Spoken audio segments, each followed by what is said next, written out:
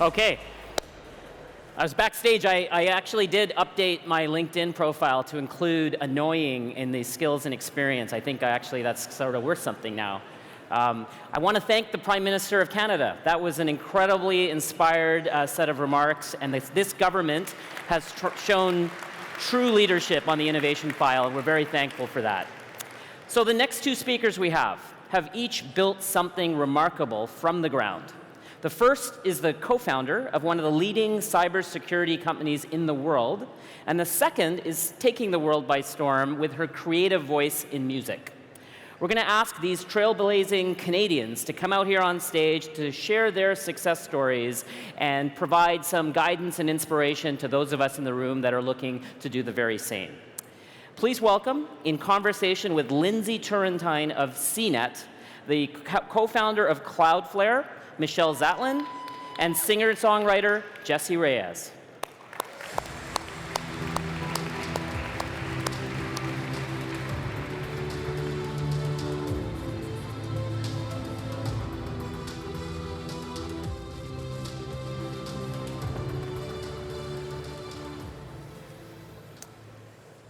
Hi, that is a hard act to follow, but you are going to be so glad that you're here for this conversation.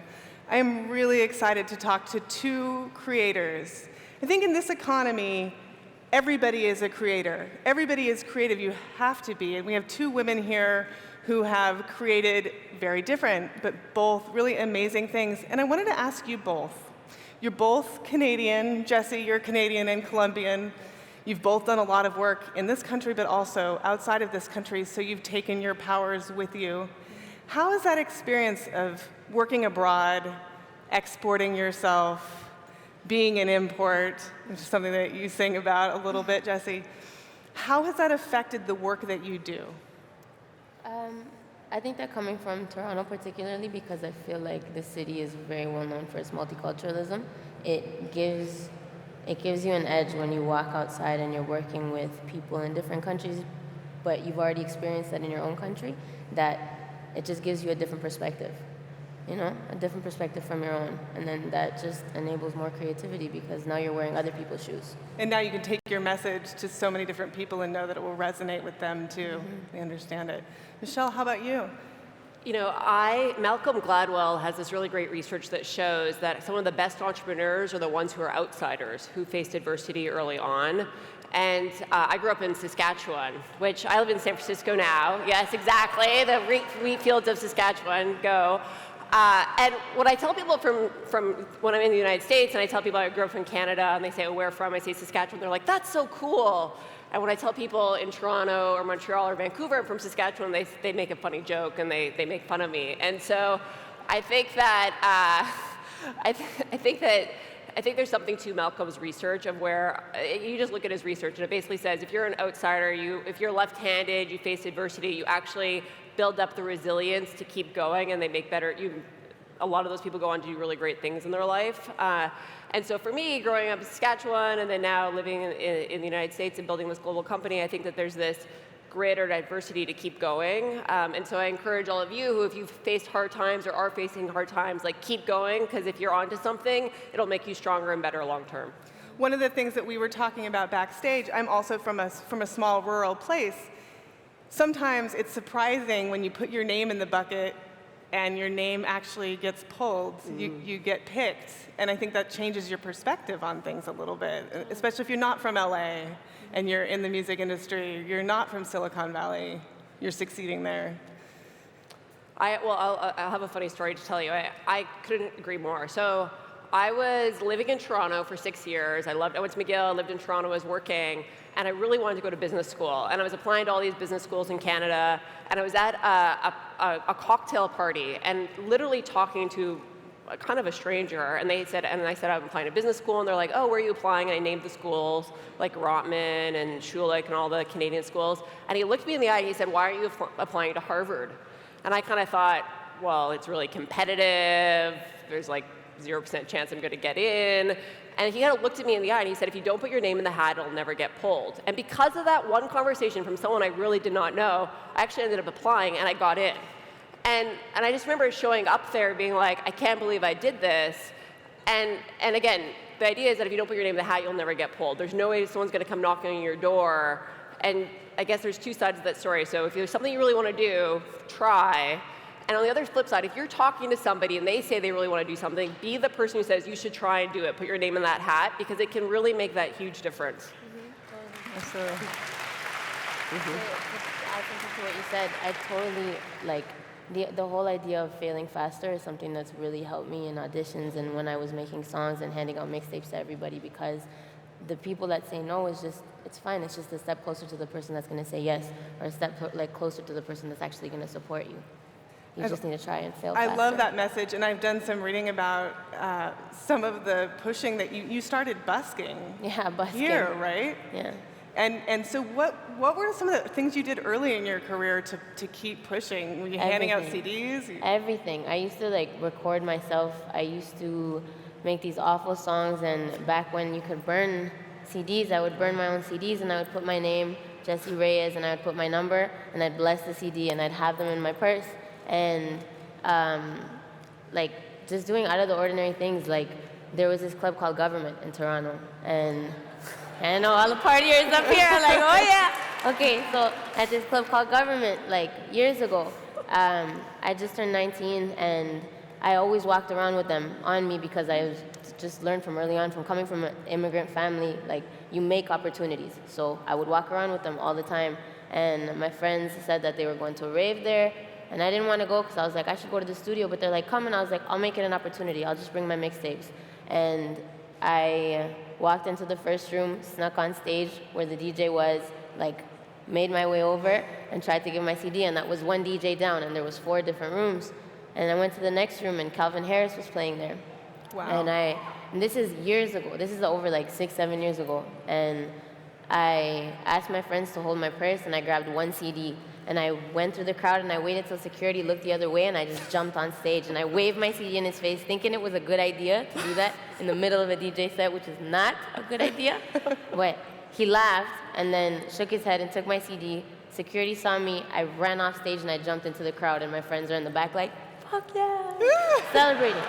And then my first number one as a songwriter, because that's how I got started in LA, was as a songwriter. My first number one was with Calvin Harris and Dua Lipa. Wow. Amazing. That's awesome. Yeah. Amazing. And now you have... Viva Colombia! Hell yeah, baby! And now you have 14 million Spotify followers. It's crazy. That's crazy. It's amazing.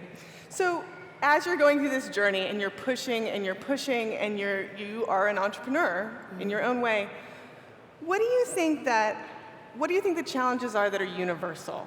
Michelle, let's start with you, that everybody is going to have when they're trying something new. Yeah, so I think I meet a lot of entrepreneurs. Best part of my job are the people I get to work with. Second best part of my job are the customers we work with. But the third part of my job are all the great entrepreneurs I get to meet. And there's so many around the world.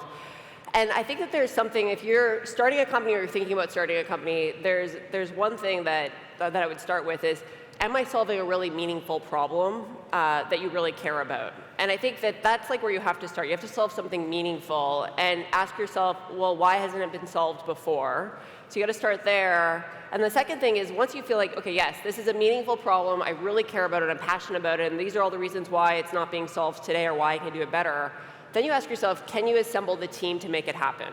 Because it doesn't matter how good your idea is, it's going to require assembling a team to make it come to fruition. And if you can start with those two things, then the funding will come and the media attention will come and all these other things will come. But you have to start with those two. And so I think those are really universal of what's the meaningful problem? Why isn't it being solved today? If there are already 5 companies solving it, you have to ask yourself, well, why not just go work for one of them? What's going to make me different? And then you have to ask yourself, how am I going to get people to come along with me? Which really takes a lot of hustle and vision and treating people well. So it's really about understanding people. And Jessie, you must think about the same thing. You're writing lyrics that you need to appeal to a lot of people. How do you reach that? How do you reach them? For me personally, speaking creatively, I think a lot of it has to do with authenticity and truth. And I think that probably relates to what you said. When you find something that you're legitimately passionate about, you can't really fake the funk. And I feel like more and more, if somebody's getting well acquainted with your product or with your music, people are gonna start to just understand and feel when things are authentic and feel when things are synthetic. So I feel like it's important to just come from a place of truth. So that way, whatever you're doing is done with complete conviction and nobody can tell you different. Yeah. When I took the job that I'm in, somebody told me that half of my job was now communication. I'm a journalist, so that's kind of obvious. But as a manager, half of the job is telling people what they need to do in a way that they appreciate and buy into.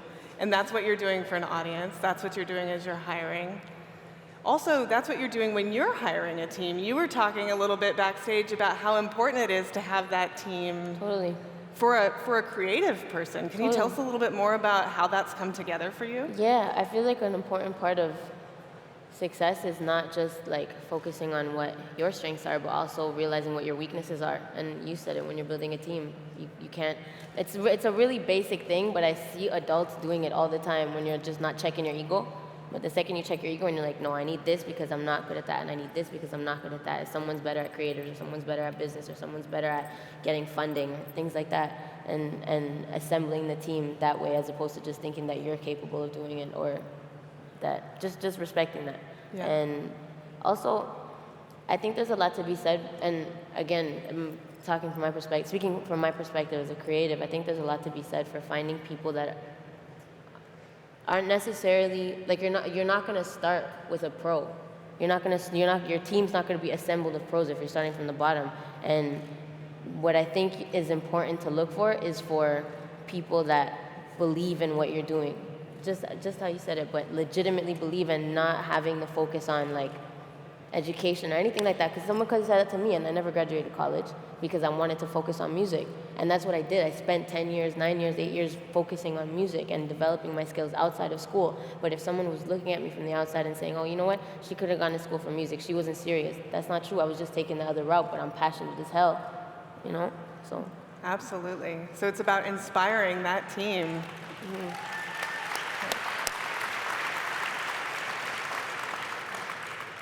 Is there anything else that you think that this crowd, a lot of whom are thinking about their own ideas or thinking about getting started with something that is probably very scary? It's so scary to try something new. What's the wisdom that you would want them to take away with you? I feel like there's still a lot I'm learning. So anything I share is obviously from like little things that I've learned, but I still feel like there's a lot I'm learning as I go. But if anything, I hope you can take that, like, I'm learning as I go. I've learned a long time ago, and like, excuse my language, but to be frank, not to give a fuck about what other people think if I'm failing, because at least I'm actually trying. You just need to try. You just need to fail faster and grow thick skin, because not everyone's gonna be cheering for you all the time, but as long as you have your back and you're like, no, I got this, I got this, I got this, you got it. Mm-hmm. Yep, absolutely.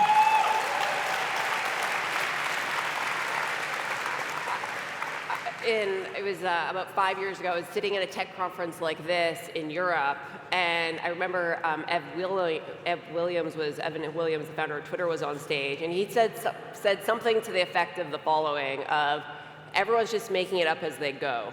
And then someone else had once told me, it was actually George Lee, who used to run tech banking for Goldman Sachs.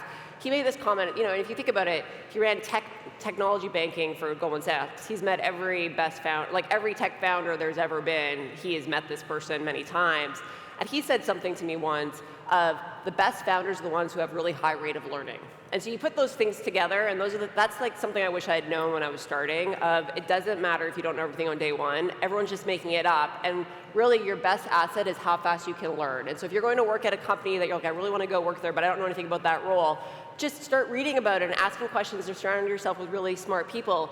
All of a sudden, 6 months down the road, you're like, wow, I know a lot more than when I started. And then if you're an entrepreneur, you're like, I have no earthly idea how to hire a CFO or a CTO or a VP of engineering, and oh, by the way, I really need one of those to get my tech company off the ground. Just start asking people, and really quickly you have 5 conversations. You're like, actually, now I start to see some common themes. And so I think it's this high rate of learning, and everyone's just making it up. No one knows all the answers, and you can go really, really far away if you solve a meaningful problem and assemble a good team. So you've solved meaningful problems with your company, Cloudflare. You're valued at over $1 billion now. What was a moment when you felt like, I mean, go way back, and you felt like you were making it up as you went along and discovered something you hadn't thought of yet? Oh, it happens all the time, and it still happens today. We have 1,000 people that work at Cloudflare, and I feel like I'm still learning, just like Jessie, where there's things where you have a point of view, but you get new information, you're like, actually, this big aha moment. And I think early on, when I remember we were starting, there was 3 of us that started the company, we quickly grew to 6 people, and you had these ahas maybe 10 times a day. And it might be like a positive aha, like a high, followed by 3 lows, and then maybe another high, followed by, it was this huge emotional roller coaster really, really early on, where you're high and low many times a day. But what happens is as you scale and you kind of start to generate revenue, and you start to maybe get to that $10 million recurring revenue, and then you have $100 million in recurring revenue, and then you get to $1 billion in recurring revenue, like Shopify, the highs and lows are still there, but they're much more spread out. And that's your job as like a founder to build a company. It's like you want to find an idea, and then once you have the idea, you have to eventually generate revenue. That's the whole purpose. That's an important part of running a business. And these aha moments just become more far apart, but they still happen. And I think I think being open and flexible is what makes companies, you can really build an iconic company if you do that.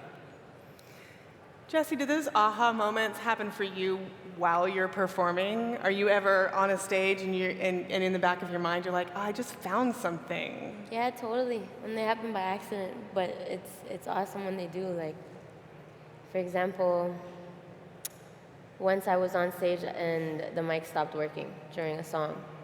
And the worst thing you can do is just stop. You can't, you just have to keep going and figure it out. So the mic stopped, and I was like, well, and I just pointed the mic that way, like as if it was on, and it wasn't. And everybody went off, and I was like, this is great. All right, they're fixing it, and nobody knows. So little things like that, but you just gotta move, right? Because people could have not started singing, and then I would have just had to think of something else. But I feel like fear is the thing that you gotta eradicate, because had I been scared to point the mic out and fearful that people wouldn't support it, then I'd have just spent another 10 seconds looking awkward on stage, not knowing what to do.